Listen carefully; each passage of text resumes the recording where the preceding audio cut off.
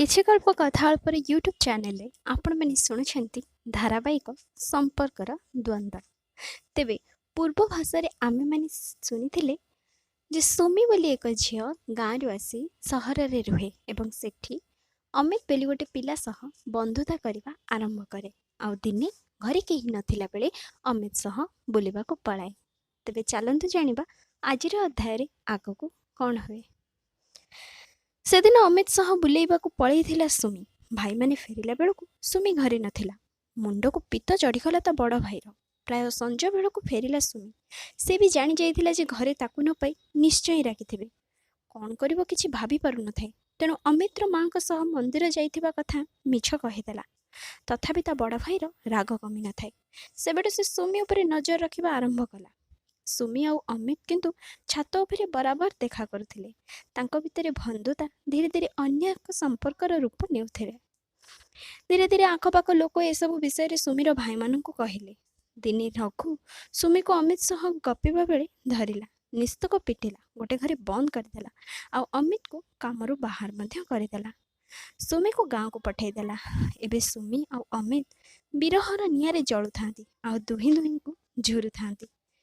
ହେଲେ ନା ସୁମି ପୁରୀ ଯାଇପାରୁଥାଏ ନା ଅମିତ ସୁମିର ଠିକଣା ଜାଣିଥିଲା। ଗୋଟେ ପ୍ରେମ କାହାଣୀ ଆରମ୍ଭ ହେଲା ପୂର୍ବରୁ ହିଁ ସରିଯାଇଥିଲା। କିନ୍ତୁ ବିଧିର ବିଧାନ କିଛି ଅଲଗା ଥିଲା। ସୁମିର ବୋଉ ଦେହ ବହୁତ ଖରାପ ହେଲା। ବୋଉକୁ ବାଧ୍ୟ ହୋଇ ପୁରୀ ଆଣି ଡକ୍ଟରଙ୍କୁ ଦେଖାଇବାକୁ ପଡ଼ିଲା। ଆଉ ବୋଉର ଦେଖାଶୁଣା କରିବାକୁ ସୁମି ମଧ୍ୟ ପୁରୀ ଆସିଲା। ବୋଧେ ଅମିତ ଆଉ ସୁମିର ଭାଗ୍ୟରେ ସେମାନଙ୍କୁ ମିଶାଇବାକୁ ଚାହୁଁଥିଲା। ଯେମିତି ସୁଯୋଗ ମିଳିଛି ସୁମି ପୁଣି ଅମିତକୁ ଦେଖା କରିବାକୁ ଚାହିଁଲା। ହେଲେ ଭାଇମାନଙ୍କ ଦୃଷ୍ଟିରୁ ବଞ୍ଚି ଏଥର ଦେଖା କରିବାକୁ ପଡ଼ିବ। ଏବେ ଭାଇମାନଙ୍କ କଡ଼ା ନଜର ତା ଉପରେ ଆଗ ଅପେକ୍ଷା ବେଶୀ ଥିଲା। ତେଣୁ ନଜରରୁ ବଞ୍ଚିବାର ଏକମାତ୍ର ବାଟ ଥିଲା ରାତିର ଅନ୍ଧକାର।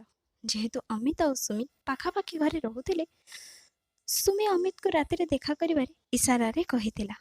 ଅମିତ ମଧ୍ୟ ବୁଝିପାରିଲା ସୁମି ଆଉ ତା ବୋଉ ଉପରେ ରୁମ୍ରେ ରୁହନ୍ତି। ତା ବୋଉ ନିଦ ଔଷଧ ଖାଇ ଶୋଇପଡ଼ନ୍ତି। ତେଣୁ ବେଶୁ କିଛି ଅସୁବିଧା ନଥିଲା ସୁମିର। ଘର କବାଟ ଦେଇ ଛାତକୁ ଯାଇ ଅମିତକୁ ଅପେକ୍ଷା କରିଥିଲା। କିଛି ସମୟ ପରେ ଅମିତ ଆସିଲା। ଦୁହେଁ ଖୁବ୍ ଗପିଲେ ଭୋର ଯାଏ। ତାପରେ ଯେଝା ଘରକୁ ଯିଏ ପଳାଇଲେ। ଏମିତି ପ୍ରତ୍ୟେକ ଦିନ ରାତିରେ ପ୍ରେମୀ ଯୁଗଳ ଦେଖା କରନ୍ତି। କେହି ଉଠିବା ପୂର୍ବରୁ ଫେରିଯାଆନ୍ତି ନିଜ ନିଜ ରୁମ୍କୁ। ଦିନେ କିନ୍ତୁ ରୁମ୍ର କବାଟ ଲକ୍ କରିବାକୁ ଭୁଲି ଯାଇଥିଲା ସୁମି। ଅମିତ ଆସିଲା ବେଳେ ତା ଗୋଡ଼ ବାଜି ଝରକା ପାଖେ ଥିବା ଗ୍ଲାସଟା ତଳେ ପଡ଼ିଗଲା। ଯୋଗକୁ ତା ଭାଇମାନେ ସେଦିନ ଶୋଇନଥିଲେ। ନିଜ ସାଙ୍ଗମାନଙ୍କ ସହ ଭୋଜି କରୁଥିଲେ। ହୋ ହେଲା ଭିତରେ ଏତେଟା ଆବାଜ ତାଙ୍କ ପାଖେ ପହଞ୍ଚି ନଥିଲା। ଭୋଜି ସାରି ଭାଇମାନେ ରୁମ୍କୁ ଶୋଇବାକୁ ଗଲାବେଳେ ଲାଇନ୍ ପଳେଇଲା ଆଉ ସୁମି ଆଉ ଅମିତଙ୍କର ଗୁଣୁଗୁଣୁ ଗପ ତାଙ୍କ କାନରେ ବାଜିଲା।